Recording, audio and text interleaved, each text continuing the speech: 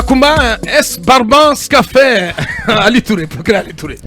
Voilà, il continue sans cesse de s'opposer à toute liberté provisoire conditionnelle en faveur de l'ancien Premier ministre Kassori Fofana. Bon, chacun est en train de jouer son rôle, mais c'est quand même un peu incompréhensible. Monsieur Ibrahima Kassori Fofana est en prison et il semble qu'on veuille lui donner un bonus d'un mois qu'on ne voudrait pas reconnaître en termes de détention. Parce que ça discute beaucoup sur la date de sa mise en détention. Ouais. Premièrement, les avocats de M. Ibrahima Kassori Fofana ont introduit une demande de mise en liberté. Bon, j'ajouterai conditionnel, même si ça n'y figure pas. Ouais. Et la Chambre de l'instruction a accepté d'examiner cette demande. Et la demande proposait qu'il y ait une mise en liberté avec un paiement d'une caution de 1 milliard de francs guinéens. Et le placement sous contrôle judiciaire. Le placement sous contrôle judiciaire. Les magistrats de la Chambre de contrôle ont estimé que cette demande de mise en liberté était recevable. Ouais. Deuxièmement, le procureur spécial avait déjà, lui, estimé que la mise en liberté provisoire n'était pas nécessaire, d'autant plus que l'accusé est encore en cours d'audition et que l'enquête n'était pas bouclée. La Chambre a estimé, la Chambre donc du contrôle de l'instruction a estimé, la Chambre de l'instruction plutôt a estimé que la mise en liberté de M. Kassori n'était pas préjudiciable à la conservation des preuves et ça ne menaçait pas aussi les témoins. Donc l'agence judiciaire de l'État qui est partie civile dans le procès a elle aussi estimé que la mise en liberté ne présentait pas d'obstacle. En tout cas, elle ne s'est pas opposée à la mise en liberté de M. Ibrahima Kassori Fofana.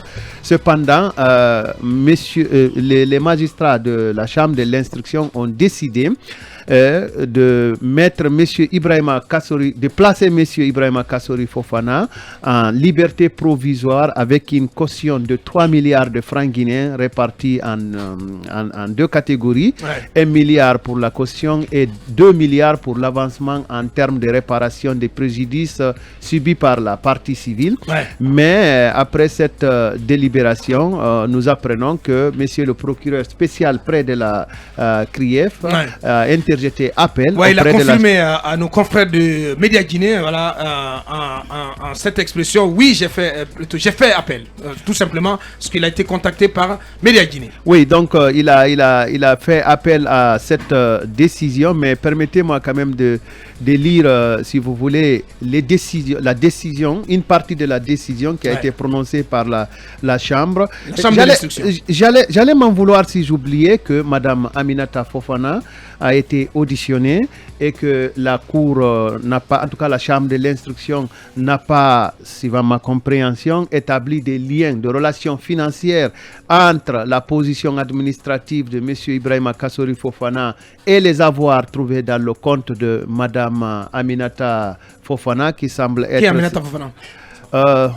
Espérons qu'elle a un lien de famille avec M. Ibrahima Kassori Fofana et que M. Ibrahima Kassori Fofana est, selon la décision de justice que nous sommes en train de lire, selon les propos de ses avocats, est l'un des rares premiers ministres à n'avoir pas effectué des transferts partant de ces fonds de souveraineté à la primature vers des comptes personnels. Ça, c'est un argument de leur avocat. Mais je reviens maintenant sur une partie de la décision du placement en liberté conditionnelle de M. Ibrahima Kassori Fofana. Comme d'habitude, il ne lui est pas autorisé de sortir des limites territoriales de Conakry à l'avis préalable de la Cour. Et je cite, disons que cette mise en liberté est assortie au dépôt de la somme de 3 milliards de francs guinéens au trésor public au titre de cautionnement conformément aux dispositions des articles 247 et 248 du Code de procédure pénale, avec cette précision que ce cautionnement garantit pour la somme d'1 milliard de francs guinéens à la représentation de M. Ibrahima Kassori Fofana à tous les actes de la procédure et pour la somme de 2 milliards de francs guinéens, le paiement dans l'ordre suivant, les frais avancés par la partie civile, les frais faits par la partie publique des amendes et des restitutions des dommages et intérêts. Merci. Et ce qui est à noter et ce qui semble totalement aberrant dans la démarche de Ali, pour ma part, du procureur Ali Touré, c'est que l'ordonnance précise que le parquet n'a pas pu apporter de nouveaux éléments à charge contre Kassori. Et malgré tout, systématiquement, il bloque toute décision en faveur de Kassori pour une mise en liberté provisoire. C'est ahurissant, Talibé. Oui, Abouakar, moi Ali Touré, il avait quand même promis de nouveaux éléments à charge, sauf qu'il n'a pas été en capacité de les apporter. Oui, on a parlé justement de l'interrogatoire additif qui a vu des personnes autres défiler, dont cette Aminata Fofana, certainement qui doit être la femme de Kassori. Donc, leur interrogatoire n'a pas apporté d'éléments nouveaux à charge contre Kassori. Mais j'ai quand même été marqué par ce passage qui dit que, en tout cas développé par les avocats de Kassori, que Kassori est le seul Premier ministre à n'avoir pas transféré ses fonds de souveraineté sur son compte personnel. C'est important. C'est extraordinaire. Donc ça veut dire que les autres se paient le luxe à Bakar et de peut-être que la pratique continue. Absolument, c'est extraordinaire. Mais à Bakar, quand vous voyez sur le volet, sur la demande de mise en liberté, ils disent, la Chambre dit que l'inculpé, en date du 6 juillet 2022, bénéficiant d'une mise en liberté assortie d'un contrôle judiciaire. Et, pour en venir au point, que les procès-verbaux issus de la commission régulatoire, suite à un réquisitoire supplétif, n'ont mis en exergue aucun élément nouveau, grave et concordant, motivant la détention de Kassori Fofana. Ils ajoutent qu'à ce stade de la procédure, une détention provisoire ne saurait être ordonnée au motif de conservation de preuves et indices matériels nécessaires à la manifestation de la vérité. Donc Ali Touré continue à insister pour dire qu'il faut le garder pour préserver, pour conserver des indices. Et Abakar, on est dans le règlement de on dit que les velléités de pression sur les témoins, parce que Ali Touré estime que si Kassori est libre, il va mettre des pressions sur les témoins. Donc que les velléités de pression sur les témoins ainsi que de l'altération des preuves sont inopérantes. C'est la Chambre qui dit que ces velléités-là sont inopérantes, en ce sens que l'inculpé est poursuivi pour des infractions financières et non et n'est plus non plus en fonction. Et ils ajoutent donc la chambre que le quantum de la peine encourue ne saurait être un motif de détention ou de prolongation de la détention provisoire.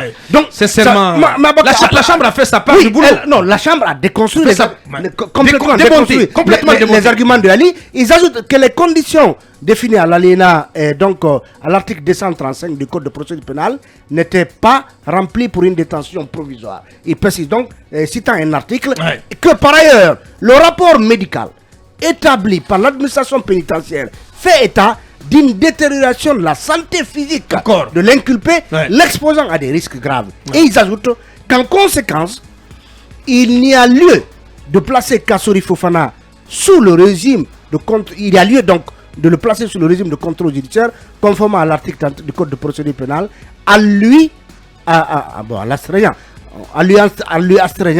à un certain nombre d'obligations. Qu'il convient donc d'assortir cette mise en liberté du paiement. Mais Abakar, Aboubacar, il y a un point sur lequel j'aimerais insister sur l'ordonnance qui dit qu'il est inadmissible de considérer le point de départ du délai de computation de la détention du 31 mai 2022 dès lors qu'il n'est pas contestable qu'un mandat de dépôt décerné le 6 avril 2022 par le parquet spécial n'a fait l'objet d'aucune main levée à ce jour. Donc voudrait-on amener Kassori à accepter un bonus en prison? Dommage. On commence à compter à partir de mai. C'est-à-dire on ignore sa détention alors qu'il est là depuis le 6. Merci. Voilà. Mohamed. J'ai toujours dit que la CREF est un problème aujourd'hui pour la Guinée. Ouais. Et le ministre Cham, Mais sincèrement, Ali le Touré, ministre Cham mais comment- est averti. Mais comment systématiquement il s'oppose à tout? Mais qu'il nettoie la CREF, qu'il nettoie pas certains possible. magistrats, en commençant par le parquet spécial. Là, on n'est Qu'il plus faut dans le qu'il droit. apporte une Moi, peau neuve. c'est mon point de vue. On n'est plus dans le droit. Oui, on espère que ce n'est pas le droit Parce politique. qu'Aboubacar, Tu as l'impression Aboubacar, tu as l'impression d'avoir Ce deux n'est pas griefs. simplement que... Tu as l'impression d'avoir deux C'est griefs. extraordinaire ce Un qui se grief passe. qui dit le droit, qui est voilà, et l'autre qui est peut-être L'ordonnance sur la politique. précise ceci aussi, Aboubacar. Attendu que l'agent judiciaire de l'État, en sa qualité de représentant de l'État, ayant pour conseil maître Mounir Hussein Mohamed Amadou Baben Kamara, avocat au barreau de Conakry, n'a pas présenté d'observation relative à cette requête aux fins de mise en liberté. Voilà qui est dit, hein. On va en rester là, mais on revient dans quelques minutes pour continuer cette émission. On parlera de ce sommet ordinaire des chefs d'État de la CEDEAO qui a lieu demain, dimanche 4 décembre à Abuja, et qui va se prononcer sur l'accord intervenu récemment au mois d'octobre entre des experts de la CEDEAO et les autorités guinéennes, accord sur une transition de 24 mois.